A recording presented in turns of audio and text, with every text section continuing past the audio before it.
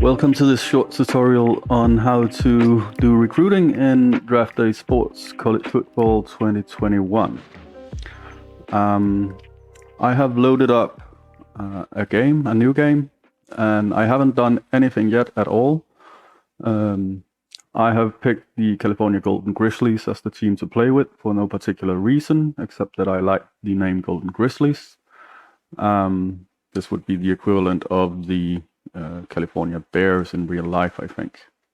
The only criteria I had was that I wanted to pick mid-level prestige teams, so these fit well with their 68 prestige, since I assume that's where most people are going to play. Obviously, recruiting will differ a bit if you do high prestige teams or very low prestige teams. But anything I say here should roughly apply to those as well. I won't promise that I'll remember how every little aspect works, but if you follow this tutorial, you should be well above the basics and can experiment with fine-tuning after that yourself. So the first thing you want to do when you go to recruiting is you want to start narrowing down what sort of recruits you're looking for. And this is, a lot of the work in recruiting is figuring out which recruits to go for. And there are a lot of recruits in the game, so you really want to narrow it down so you don't have to spend too much time, unless you're this kind of mastermind who want to touch all the chess pieces before you make your move. Anyhow, so the first thing to look at is obviously what sort of positions we want to recruit. I know that some people like to make detailed lists and say they want 3 wide receivers and 1 quarterback and 1 fullback and 5 cornerbacks, etc. You can do that, of course. I personally find that it becomes a bit too rigid, since I want the flexibility to go after good players, even if they're not a position that I desperately need. So what I do is I just go through the roster, and then I just sort of make a mental note of the particular positions that I definitely need some players at. And then from there, I can branch out. So we start looking at the roster, and when you're doing this, I strongly advise that you use this position filter, because going through it like this, you will miss things. So use the position filter every time you need to look at a particular position. So let's look at quarterback, and what we're particularly paying attention to here is, of course, whether or not they're seniors, but also how good they are.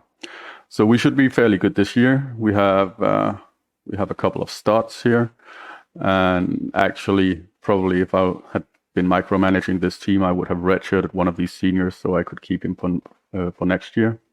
But I just plowed through that phase, so that hasn't been done here. So if we look at next year, we have this one junior who is super smart. But he has a noodle arm, and he doesn't have very good accuracy. So definitely we want some quarterbacks. Then if we go to running back, we have a couple of freshmen and a sophomore and a junior, so we should have plenty of players next year. The problem here is that none of them are very good, especially speed-wise. So you can see here 69, 60, 79, 68, compared to the 2 seniors that we have that are significantly faster. Agility-wise, one of them is pretty good. Strength-wise, he's terrible though. But we have another freshman who is slower but stronger. Probably he should be moved to fullback. Let's look at the fullbacks. So we definitely wanted a running back, if that wasn't clear. For a fullback, we have a couple of good guys. Actually, one of them can even catch a bit. That's good. Run blocking, pass blocking, sort of average on them. But their strength is good, so that's nice. We don't desperately need a fullback, especially because we can take that one running back and move to fullback if we want. For guards, let's see. Generally, I like to just lump together the offensive line, and then I can move people around, but we can do them one by one. So we have two strong. We're actually pretty good at guard. They're decently strong.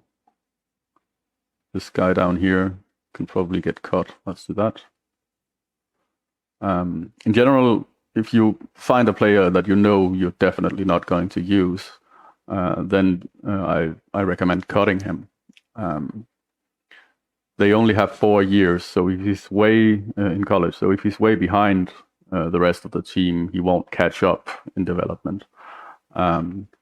So just cut him, and roll the dice in recruiting, see if you can get someone better. But be aware that when you cut players, you won't get like that's the total amount of points that you get for players when the budget is fixed at the start of the season. So I'll have less recruiting points per player the more players I cut. But still, though, we can roll the dice on someone mid-range and see if they get better, or see if I can pick up a better player than this one. But other than that, we're looking pretty solid at guard. So we don't need that.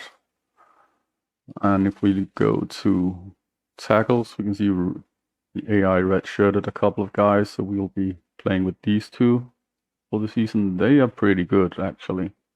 They're super nice. That'll be fine. We have 3 good pass blockers and 3 good run blockers. So tackle is good as well.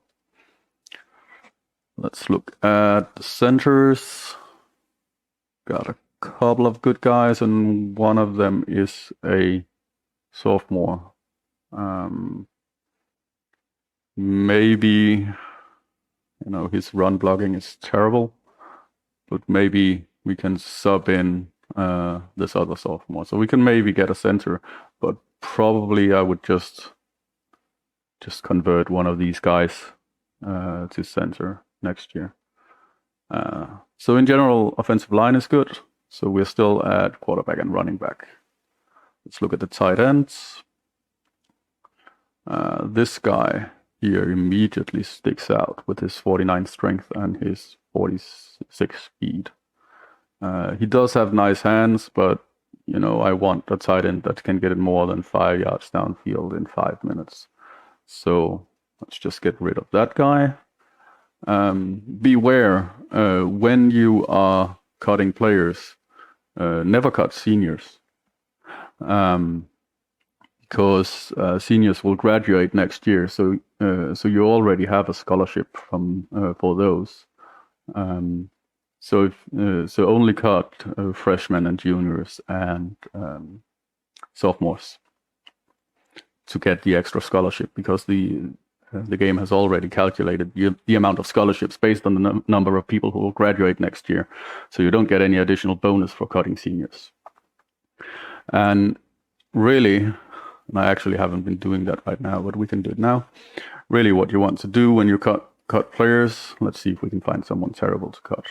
Yeah, this guy with 68 speed. He's a junior, so he's fine to cut. Really, what we want to do is we want to go look to see if he has any flags or traits here. Because if this guy was like a locker room leader or some other trait that was beneficial to the team, I'd rather have him sit on the bench and get the bonuses from his specialties. But this guy is generally worthless, so let's just get use of him and get rid of him. So what do we have? We have a sophomore that's pretty fast but can't catch. Then we have a senior that's pretty good here. And we have a freshman that's decentish. And then we have some slower guys but with really good hands. Yeah, I'll probably get rid of this guy as well. Let's just check his bio. He's a workout fanatic. Let's keep that guy, even though he isn't going to start this year. and see, give him a shot. But other than that, then we have this guy down here who's slow and can't catch. That's not going to fly. He doesn't have any traits, and he's a sophomore, so let's get rid of him.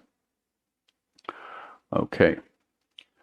So in general, I think we're pretty good at wide receiver as well. That'll be fine. Let's move to cornerback.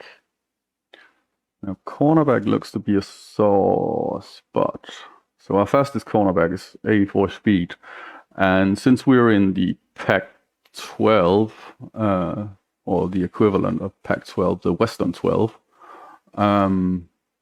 we're going to go up against some pretty tough teams, some high prestige teams that are likely to have receivers with speeds above 90. So this speed is going to be a problem. There's nothing we can do about it this season, but next season we would definitely like to have some faster guys here, or we're going to get beat deep by the big dogs in the Western 12. If you're playing like super low prestige in the 40s and 50s down in the Sun Belt or equivalent, then you can get by with a bit slower guys because the competition won't be as stiff. But if you're playing in the equivalent of the SEC or Pac-12 or stuff like that, it's going to be an issue. Apart from that, average strength, decent is agility. We got one super smart guy who's also slow. I'm going to keep all these guys because I don't have a lot of cornerbacks, but maybe next year I'll cut them. So we'll add cornerback to our mental list, which consists of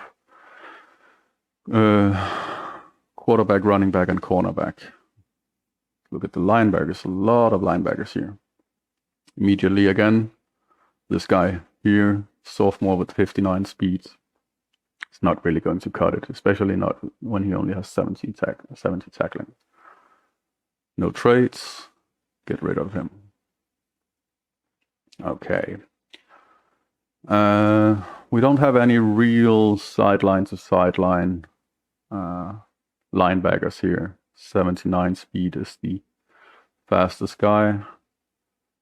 And the strength, even though this guy has 86 tackling, 39 strength is going to be an issue at linebacker. Yeah. Let's get rid of him as well. Just to sort of clean up, make it easier to think, see what we have to deal with. And this guy I would cut as well, but he's a senior, so we'll just let him graduate. He can get some water and hold the bench for the real players.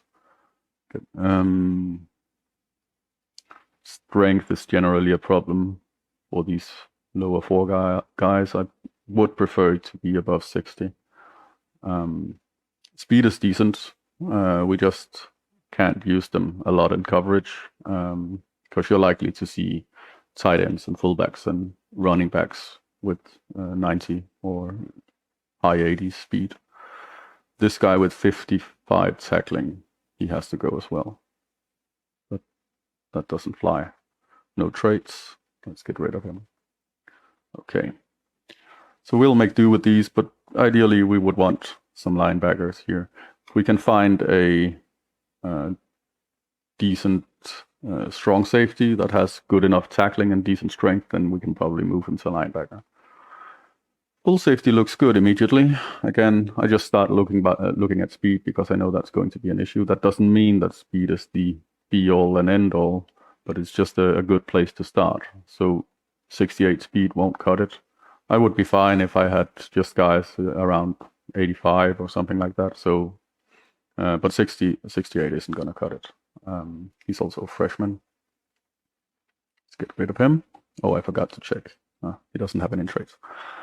But let's keep at least 3. And they look pretty good. A bit weak, these two guys. This guy should maybe even play cornerback, but we'll keep him where he is. Super nice tackling. This guy is a stud. Raymond Augustine. That's good. And safety, yeah, they're just as slow as our linebackers, so that won't help us a lot. Again, normally I would cut this guy, but he's a senior, so we'll just let him sit here for a year. And yeah, that's going to be a problem. So we'll add strong safety to the list. So quarterback, running back, strong safety, and linebacker has to be our priorities. And cornerback, definitely cornerback. Good. Right, so let's go and look at the recruiting screen now that we have our mental list of players. Go to recruit players. First off, we want to turn off all these delegations. And just to quickly go through what we have here, we have the recruiting rank, so the dynamic rank that will update through the season as players commit. We have the number of people who commit to my team. We have the best player who committed to my team. We have how many scholarship offers we have handed out, and we have how many we haven't handed out. We have the total amount of players that we have looked at or added to our target list. Then we have the recruiting points and the scouting points and the outreach points. So these are our main currency in the game. And most important are the recruiting points. And I will be going through in a second how we use those. Scouting points we use to get information about a player's ratings, and also to get information about their personalities. We can do interviews and stuff. And the outreach points is basically just us harassing the player, and we get some extra information and some different kinds of bonuses by spending our outreach points on players. And obviously you can delegate the handling of each of these players to your coaches. So if I enable this one, my coaches will be spending my recruiting points, but not my scouting and outreach points, etc. And again, here we can look at the position overview, and we can see how many seniors we have of each. And once we start adding players and recruiting them, we can see this stuff out here updating. In the middle here, we have the recruiting news, which is basically just a filter on the newspaper, so we only get anything related to recruiting in this box here. And the same goes for mail. It's just a filter on your email, so anything related to recruiting will pop up here. Be aware though, if you go to your inbox and you start deleting mails, they won't appear here either, because you basically scrub them from the game when you delete them. So if you want to keep recruiting information, you need to not delete recruiting mails in your inbox. Then we have the scheduled outreach, which is basically who we spent outreach points for the next sim. And we have our commits with the players who want to play for us and have signed their letter of intent with us. We don't have decommitments in this game, so whatever ends up here, you can count on. Right, so let's go and look at the recruits. And again, you can see this top dashboard stays, so you have a nice, easy view of what happens. It starts with your targets, because that's going to be the most relevant part going forward. But obviously, in this first week, there won't be anyone here because we haven't added any targets. So we'll start by going to all, and then we see that we have all the players that are in the recruiting class. And obviously, these top guys probably won't be feasible for a 68 prestige team, but we can see them nonetheless. So the first thing to do when we start, we want to narrow down who to target and find the ones that we are most likely to get, but also the ones that we need. So the first thing that's good to go is to go to recommended players. So this is basically the AI giving a suggestion for the players that it thinks we are most likely to get. And what we're looking for here is mostly this recruiting rank. This is the AI's best guess at the best player that we could possibly get, the highest rank we could get. I think probably 44 and 53, all these guys, it's probably a bit optimistic. We'll give it a shot, especially because we are in California. So we'll have the equivalents of USC and Oregon and those big West Coast teams getting all up in our business for these players. But the recommended players is a good place to start because it gives us some sort of indication of how high we can shoot. If you're a lower team, if you are playing like a 45 or 50 prestige team, usually you would be able to go a bit higher than the top player here because the AI is a bit conservative. But since we are a mid-range team and since we are in a location that has lots of competition from bigger teams, probably this is even a bit too optimistic. But I would definitely not go higher into the 5-star players. But it's worth keeping in mind that this isn't the end all be all for how high you can go. It's just a qualified guess from the computer. Right. So let's go back to all players. And then we know that we only wanted around 44, and we can see the best 4-star player is 31. So the guy it suggested was down here. And then a good place to start is to look at distance. Because we know that players prefer usually to stay close to home. I'll go in detail with the player preferences in a second as well. But a good place to start is distance. So let's just start. Who do we have immediately in our backyard? And actually, yeah, for the 4-star players. So we actually have like 300 top 100 ranked players immediately in our backyard. And one of them is actually a running back. So let's go get that guy. And we actually also sort of needed a center, so let's get that guy as well. And then we have a running back down here who's ranked 265 and a quarterback that we also needed. So let's definitely get those guys. And a linebacker that we also needed. Right, so now I've just added these 5 players. And usually, because it can be hard to keep track of, I usually like to go immediately in here because I know these guys are right in my backyard. And once I start adding to this list, I'll have to sort them again. So I like to go in directly to my actions. And I see that Brooks just added a nice little feature that if you hold Control while you click, it adds 5.